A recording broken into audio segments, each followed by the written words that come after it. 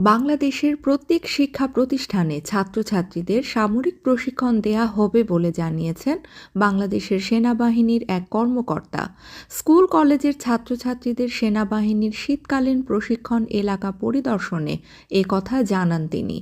যুব ও নতুন প্রজন্মকে দেশ গঠন এবং সামরিক বিষয়ে অনুপ্রেরণার অংশ হিসেবে স্থানীয় স্কুল ও কলেজ এবং সেনাবাহিনীর তত্ত্বাবধানে পরিচালিত শিক্ষা প্রতিষ্ঠানের ছাত্রছাত্রী এবং শিক্ষকগণকে সেনাবাহিনীর শীতকালীন মহড়া এলাকার কার্যক্রম পরিদর্শনের আমন্ত্রণ জানানো হয়।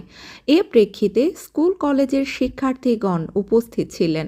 গাজীপুর জেলার Kaliakair army training and doctrine command আর্টভকের ৪০৩ ব্যাটল গ্রুপের শীতকালীন প্রশিক্ষণ এলাকা পরিদর্শন করেন।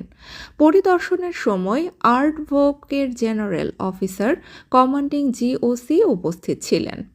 তিনি আরও বলেন, বাংলাদেশ রক্ষায় সামরিক বাহিনীর সদস্যদের পাশাপাশি ছাত্রছাত্রী সহ সকল নাগরিকদের সম্পৃক্ত থাকার গুরুত্বের বিষয়ে আলোকপাত করেন।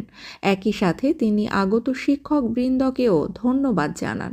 তিনি উৎসাহ ও প্রাণ চাঞ্চল্যে ভরপুর শিক্ষার্থীদের অনেক কৌতূহলী প্রশ্নের উত্তর দেয়া ছাড়াও দেশ গঠন এবং সামরিক বাহিনীতে যোগদানে উৎসাহ প্রদান করেন।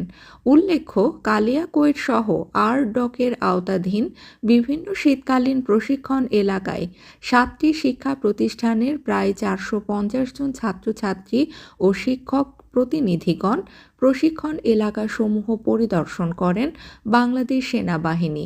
তিনি বলেছেন, বিশেষ করে ছাত্রছাত্রীদের প্রশিক্ষণ দেওয়া হবে যা বিশ্বের অনেক দেশে আছে। প্রত্যেক নাগরিক 1 থেকে 2 বছরের সামরিক প্রশিক্ষণ নিয়ে থাকেন।